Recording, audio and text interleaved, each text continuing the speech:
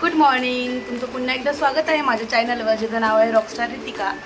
आणि आजची ट्रिप आहे माझी अयोध्या धाम, अर्थातच राम मंदिर. तर कोण कोण जाणार आहे? तर माझ्यासोबत कोणीच नाही, मी एकटीच चालली आहे.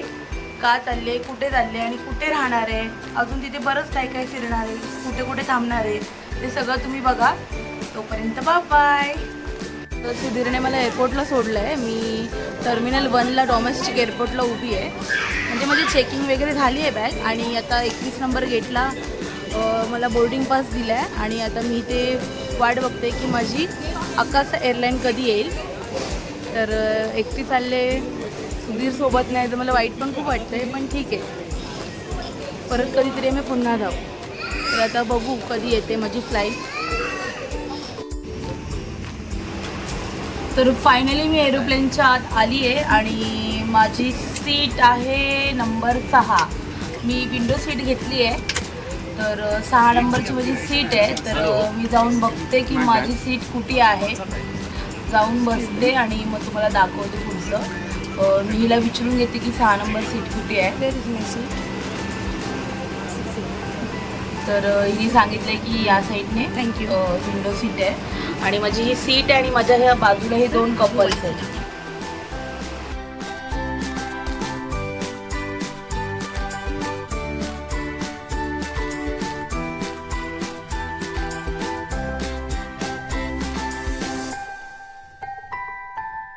Is our utmost concern. We will now brief you on the safety features on board this Boeing 737 MAX aircraft.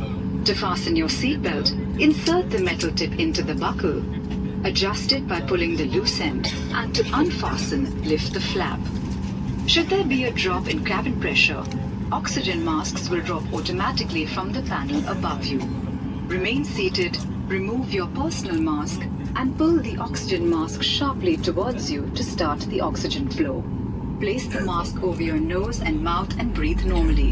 Secure your own mask first before assisting others.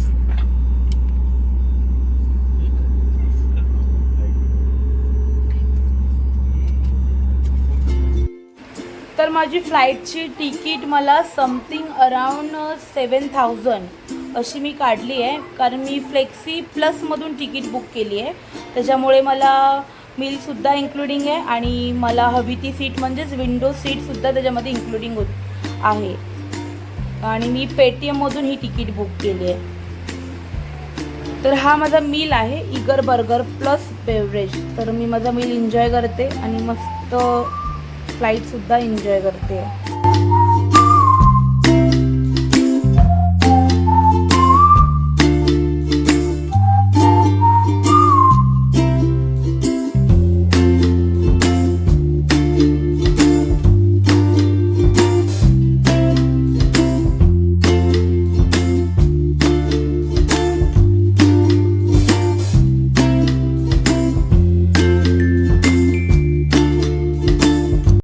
Lucknow एअरपोर्टला पोचली आहे. तर तुम्हाला तर प्रश्न पडेल की मी अयोध्येला चालली होती, तर लखनौ एअरपोर्टला काय करते. तर मला तर अयोध्येवरून कसं जायचं काय जायचं माहिती नाही आहे राम मंदिरचं दर्शन करण्यासाठी. म्हणून मी लखनौला आमचे एक फॅमिली पंडित आहे, त्यांच्या घरी थांबणार आहे, तिथे स्टे करणार आहे आणि त्यांच्यासोबत मग राम मंदिरला जाणार आहे. कारण की ते मला बोलले होते की जेव्हा तू राम मंदिरला येशील तर नक्की आमच्या घरी ये. तर मी पहिली त्यांच्या घरी जाईन आणि तिथून पुढे राम मंदिरचं दर्शन घेईन. हे बघा इथे लखनौ एअरपोर्ट, मुंबई एअरपोर्टपेक्षा तर सुंदर लखनौचा एअरपोर्ट आहे. तर मी इथे या ठिकाणी माझ्या बॅगची वाट बघते, माझं लगेज कधी येईल. आणि फायनली माझी बॅग आलेली आहे, ती समोरची दिसते ना रेड, ती माझी बॅग आहे. आता मी बॅग घेऊन पुढे जाते. तर आता मी लखनौ एअरपोर्टवरून बहराईचला चालले, त्यासाठी मला ही गाडी आली घ्यायला. तर घरी जाते, फ्रेश वगैरे होते आणि तुम्हाला दाखवते की बहराईचला मी कोणासोबत थांबले, कोणाकडे थांबले. तोपर्यंत bye bye. The next day. तर चला मी तुम्हाला ह्यांचं संपूर्ण घर दाखवते. तर मी ह्या ठिकाणी राहिले, हे बहराईचमध्ये हे घर आहे. आणि मी जिच्याकडे आले तिच्या भावाचं लग्न आहे म्हणून सगळं सजवलं आहे. तर हा रूम आणि हा रूम गार्डसाठी हा रूम स्पेशली बांधला आहे त्यांनी. आणि हा हॉल आहे, जे कोणी पाहुणे येतात ते इथेच थांबतात. या हॉलमध्येच वगैरे येऊन बसतात बाहेरची लोक. आणि इथे समोर असं डेकोरेशन केलं आहे. हे डायनिंग टेबल आहे आणि इथे सगळे जेवायला वगैरे बसतील.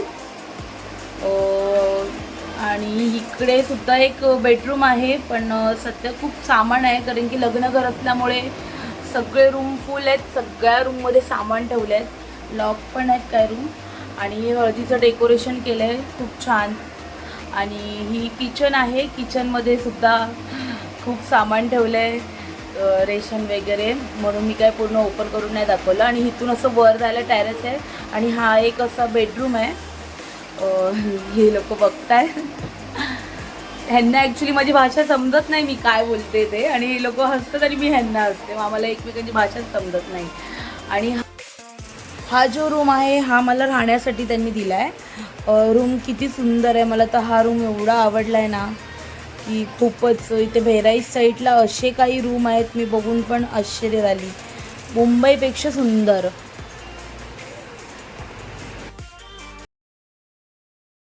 The next day.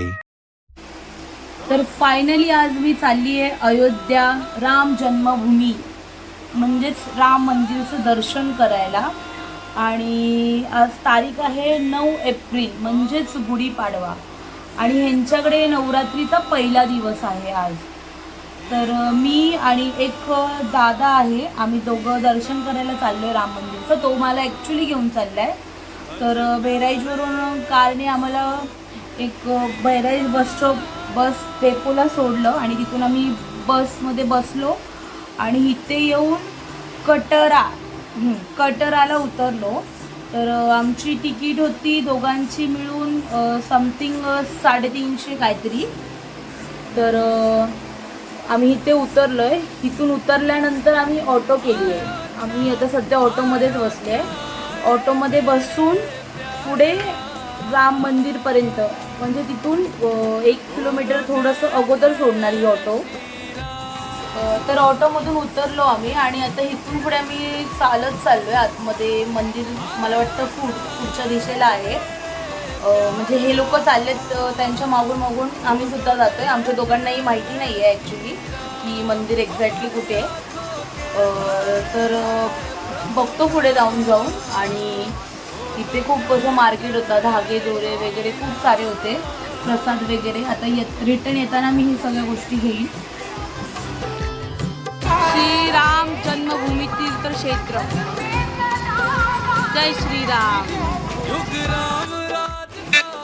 तर फायनली आम्ही मंदिराजवळ पोहोचलोय, म्हणजे इथून स्टार्टिंगच आहे मंदिराची. तर ही लाईन आहे वाटतं, तर ह्या लाईनीतून असं पुढे पुढे जाऊन राम मंदिरचं दर्शन होईल. तर मी पण जाते पुढे आणि आतमध्ये हे असं काहीतरी दिसतं.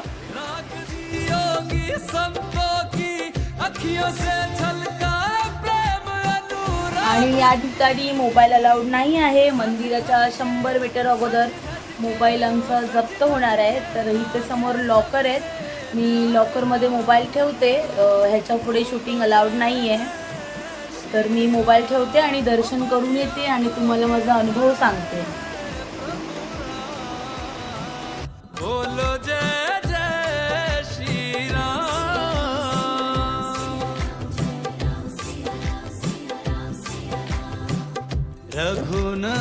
तर आमचं दर्शन करून झालंय, खूप छान दर्शन झालं आणि खूप छान वाटलं दर्शन करून. रामलल्लाची जी मूर्ती आहे ती एवढी आकर्षित आहे की असं वाटत होतं की तिथेच उभं राहून खूप वेळ असं थांबून बघत राहावं. पण अक्षरशः 10 सेकंडसुद्धा आम्हाला उभं राहायला भेटलं नाही, की कारण की लगेच पुढे जा बोलत असते. आतमध्ये काही शूटिंग केली नाही अलाउड नसल्यामुळे. तर तुम्हाला इथूनच मी दाखवते. इथून असं या साईडने लेफ्टला गेल्यानंतर मंदिर आहे. तर मला शूटिंग काहीच करायला भेटली नाही आहे आतमध्ये. आणि आम्ही आता घरी जायला निघालो आहे. तर मंदिर खूप सुंदर आहे, पण अजून भरपूर काम बाकी आहे. काय माहिती, त्याच्यामुळे कदाचित मोबाईल वगैरे अलाउड नसेल, आय डोंट नो. पण काश मी तुम्हाला दाखवू शकली असती की आतमध्ये किती सुंदर मंदिर आणि किती सुंदर रामलल्लाची मूर्ती आहे. तर खूप मलासुद्धा आनंद झाला असता. पण नक्की सगळ्यांनी एकदा यायला पाहिजे राम मंदिरचं दर्शन करायला. खूप सुंदर आहे आणि हे आजूबाजूला असं आहे पूर्ण सजावट.